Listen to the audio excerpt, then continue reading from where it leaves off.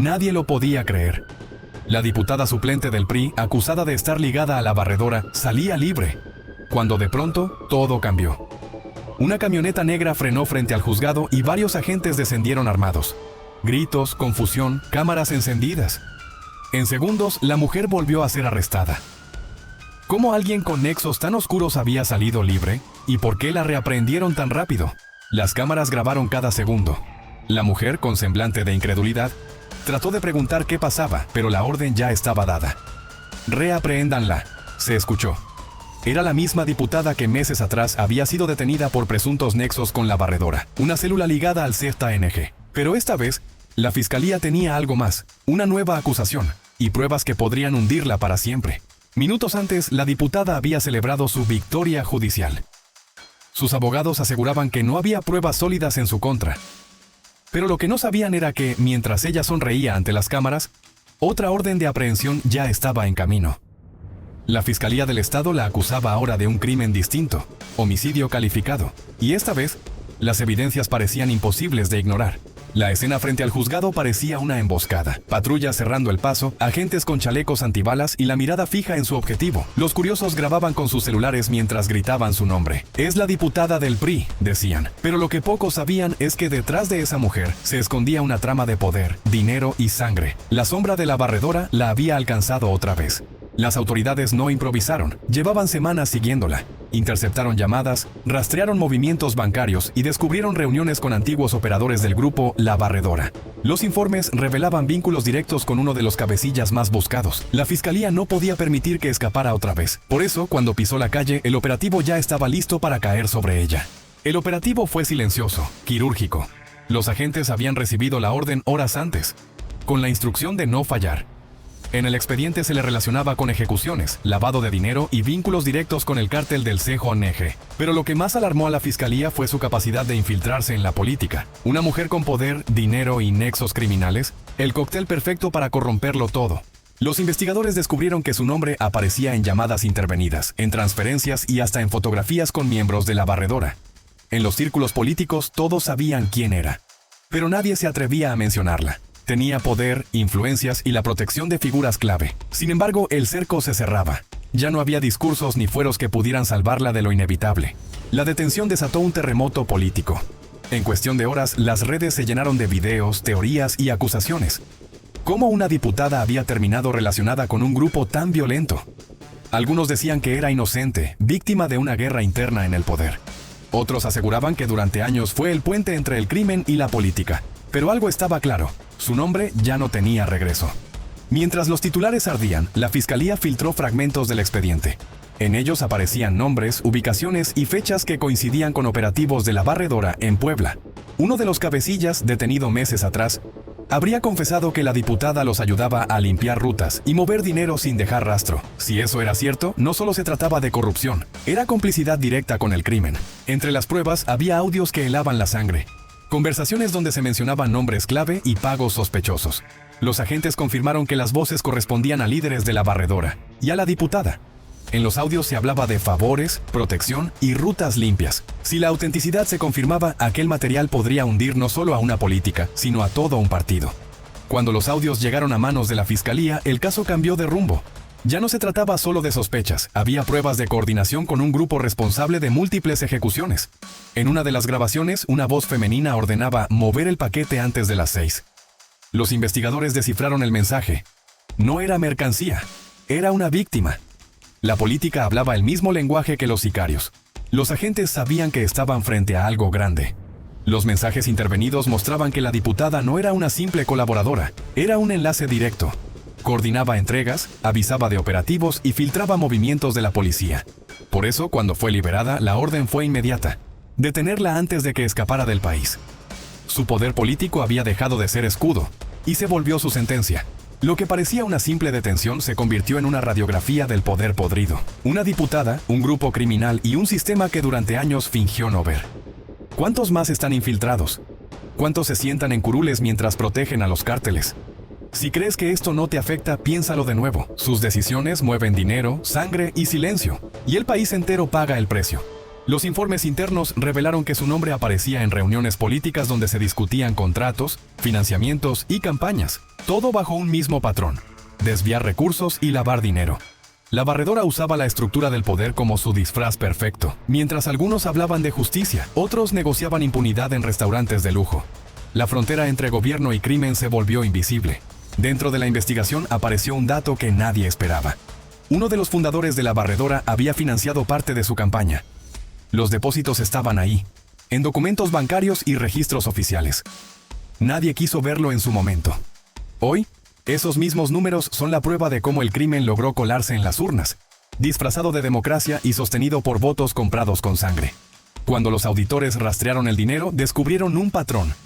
Los recursos pasaban por asociaciones fantasmas y terminaban en manos de operadores de la barredora. Todo bajo contratos de servicios de seguridad y consultorías políticas. En realidad eran pagos a sicarios, sobornos y transporte de droga. La línea que unía al crimen con la diputada ya no era invisible, era un rastro de dinero imposible de negar. La noticia explotó en los medios nacionales. Políticos que antes la aplaudían comenzaron a guardar silencio. Su partido evitó pronunciar su nombre y las conferencias se llenaron de evasivas. En redes la indignación crecía. ¿Hasta dónde llega la infiltración del narco?, preguntaban miles. Por primera vez, la ciudadanía miraba de frente una verdad incómoda. El crimen ya no solo manda en las calles, también en el Congreso. Horas después de la reaprehensión, la Fiscalía Estatal emitió un comunicado urgente. Confirmaban que la diputada sería trasladada a un penal de máxima seguridad y que la investigación se ampliaría a más funcionarios. Se reforzaron los operativos en Puebla y estados vecinos. No era una detención aislada, era el inicio de una purga interna que amenazaba con sacudir los cimientos del poder. Al ser detenida, la diputada gritó que todo era un montaje político. «¡Soy inocente!», repetía frente a las cámaras mientras los agentes la subían a la patrulla. Su abogado afirmó que el proceso estaba lleno de irregularidades y que su clienta era víctima de persecución. Pero el fiscal fue tajante. Las pruebas hablan por sí solas. Y si eran reales, su inocencia estaba a punto de desmoronarse. Las redes se convirtieron en campo de batalla. Unos exigían cárcel inmediata. Otros defendían a la diputada asegurando que era víctima de una guerra política. Los noticieros transmitían debates encendidos, mientras los hashtags se multiplicaban. Justicia para Tania. Narcopolítica. La barredora. Nadie sabía cuál era la verdad. Lo único seguro era que el país entero observaba y juzgaba en tiempo real. Para entender este caso hay que mirar a la barredora. Un grupo nacido en el Pacífico, creado para limpiar territorios a sangre y fuego. Su alianza con el CJNG lo convirtió en una máquina de guerra. Pero cuando la violencia se volvió insostenible, cambiaron de estrategia: infiltrarse en la política. Necesitaban protección institucional, y la encontraron en rostros que sonreían frente a las cámaras. Lo que comenzó como un grupo armado local se transformó en una red con tentáculos en varios estados. La barredora empezó controlando rutas de droga, luego avanzó hacia la extorsión y el lavado de dinero. Cuando el negocio creció, buscaron algo más duradero: impunidad. Así nació su plan para infiltrar la política. Compraron lealtades, financiaron campañas y colocaron a sus piezas dentro del gobierno. Dentro de esa red, la diputada jugó un papel estratégico. No empuñaba armas ni daba órdenes en la calle, pero su poder era igual de peligroso. Abría puertas, gestionaba contratos y limpiaba rutas con un sello oficial.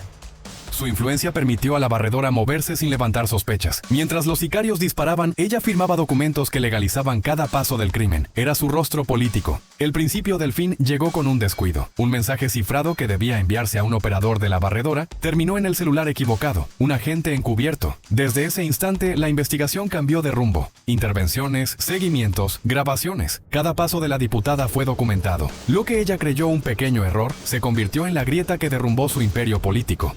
Con aquel mensaje, todo encajó. La fiscalía reunió a su equipo más especializado y comenzaron a trazar el mapa de conexiones. Políticos, empresarios, jefes policiales. Cada nombre llevaba al siguiente, y todos convergían en un mismo punto: ella. Los investigadores descubrieron que nada era coincidencia. Cada decisión, cada reunión y cada contrato formaban parte de una maquinaria criminal perfectamente diseñada. Los hallazgos sacudieron a todo el gabinete. En los registros aparecían nombres de funcionarios en activo, alcaldes, asesores y hasta un exsecretario estatal. Algunos habían recibido depósitos millonarios, otros favores políticos. La barredora no solo tenía una diputada en sus filas, tenía un ejército de funcionarios a su servicio. La corrupción no estaba afuera, respiraba dentro del mismo poder. Las filtraciones provocaron una guerra interna. Funcionarios comenzaron a traicionarse entre sí, entregando nombres a cambio de inmunidad. En los pasillos del poder reinaba el miedo. llamadas borradas, correos eliminados, renuncias voluntarias. La diputada, desde su celda, observaba cómo su red se desmoronaba. Lo que había construido con lealtad comprada se derrumbaba ahora por miedo y conveniencia. Las delaciones no tardaron en dar fruto. En menos de una semana, la Fiscalía ejecutó 8 cateos simultáneos en Puebla, Veracruz y Guerrero. Oficinas, casas, bodegas, todo fue revisado. Se incautaron armas, documentos y millones en efectivo. Cada hallazgo confirmaba lo que pocos se atrevían a decir. La barredora había infiltrado hasta los cimientos del poder político, y ahora el monstruo sangraba. Entre los documentos incautados apareció algo que nadie esperaba. Registros de transferencias hacia cuentas en Panamá, Colombia y España. Los montos superaban los $5 millones.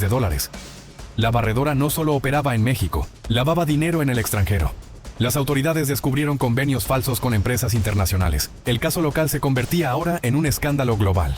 Desde el penal, la diputada intentó moverse como antes. A través de sus abogados envió mensajes cifrados, buscando negociar su silencio por protección. Prometía revelar nombres de políticos activos, incluso de su propio partido, pero la fiscalía no cedió. Las paredes de su celda ya no escuchaban órdenes, sino súplicas. Por primera vez, la mujer que movía hilos se había quedado sin ninguno que tirar.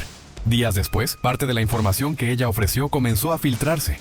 En los documentos aparecían nombres de diputados, empresarios y exmandos policiales. Algunos estaban aún en funciones. Los medios estallaron. Cada nombre revelado abría una nueva herida en el sistema. Era una lista que nadie quería leer, pero que todos temían encabezar. La diputada, desde prisión, había encendido otra bomba.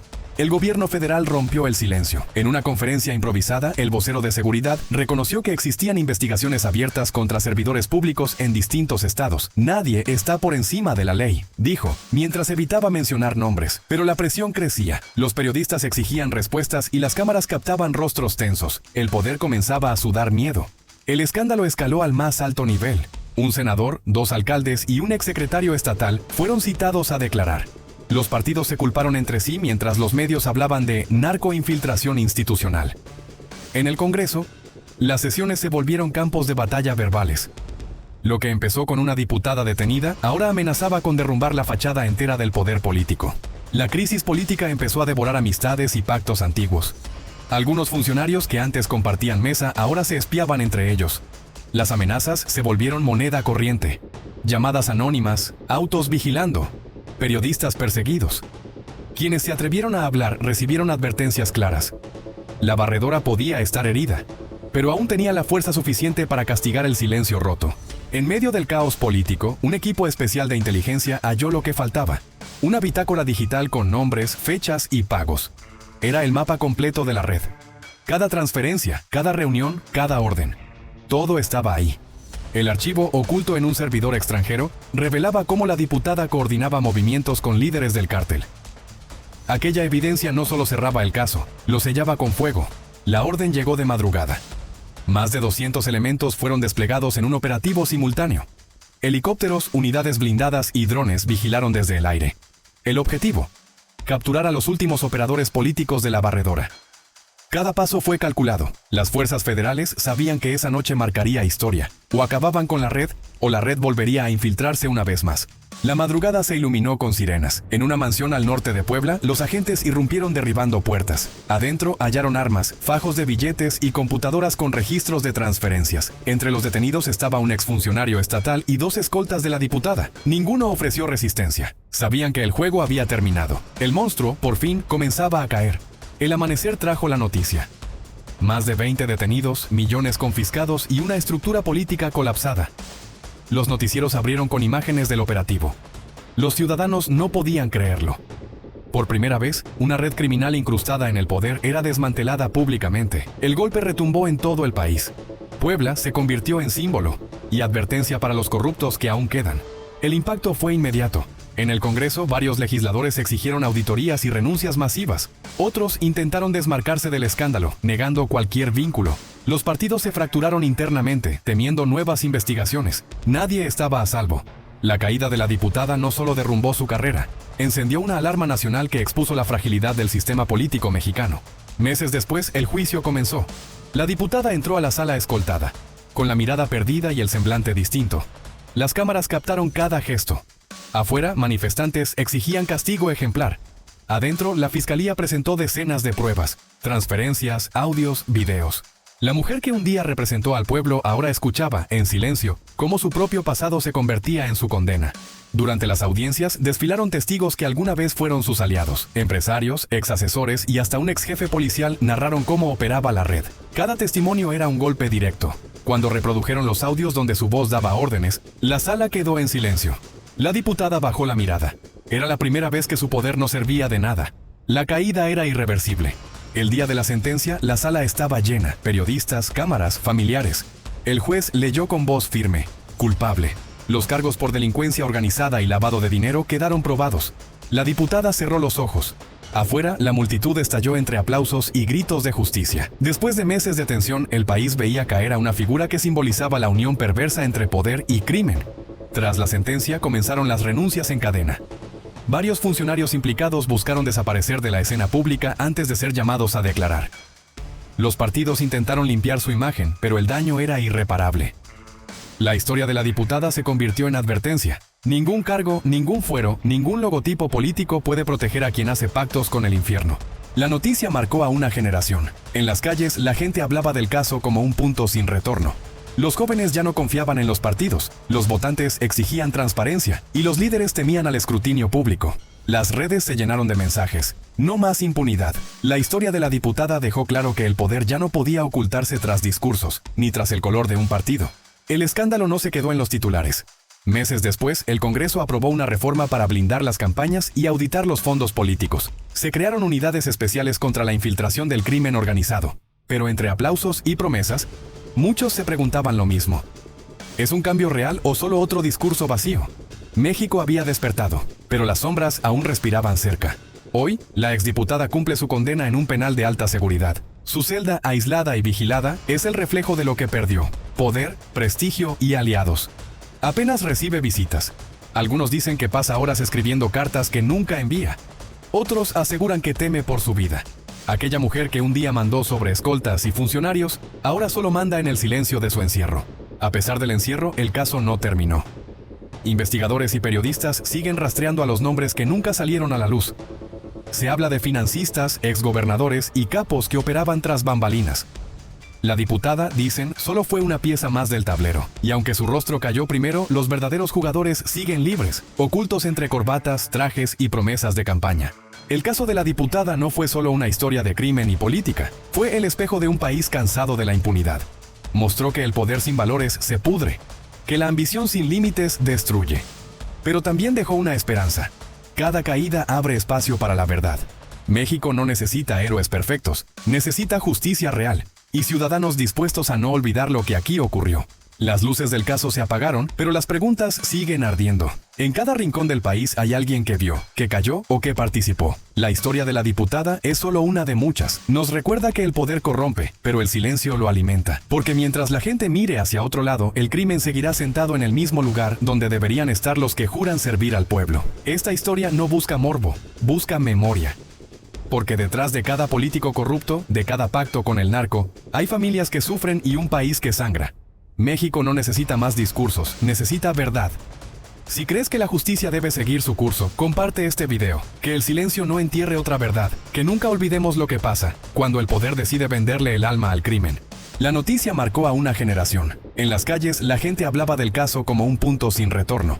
Los jóvenes ya no confiaban en los partidos, los votantes exigían transparencia y los líderes temían al escrutinio público. Las redes se llenaron de mensajes: no más impunidad. La historia de la diputada dejó claro que el poder ya no podía ocultarse tras discursos, ni tras el color de un partido. El escándalo no se quedó en los titulares. Meses después, el Congreso aprobó una reforma para blindar las campañas y auditar los fondos políticos. Se crearon unidades especiales contra la infiltración del crimen organizado. Pero entre aplausos y promesas, muchos se preguntaban lo mismo: ¿es un cambio real o solo otro discurso vacío? México había despertado, pero las sombras aún respiraban cerca. Hoy, la exdiputada cumple su condena en un penal de alta seguridad. Su celda, aislada y vigilada, es el reflejo de lo que perdió: poder, prestigio y aliados. Apenas recibe visitas. Algunos dicen que pasa horas escribiendo cartas que nunca envía. Otros aseguran que teme por su vida. Aquella mujer que un día mandó sobre escoltas y funcionarios, ahora solo manda en el silencio de su encierro. A pesar del encierro, el caso no terminó. Investigadores y periodistas siguen rastreando a los nombres que nunca salieron a la luz. Se habla de financistas, exgobernadores y capos que operaban tras bambalinas. La diputada, dicen, solo fue una pieza más del tablero. Y aunque su rostro cayó primero, los verdaderos jugadores siguen libres, ocultos entre corbatas, trajes y promesas de campaña.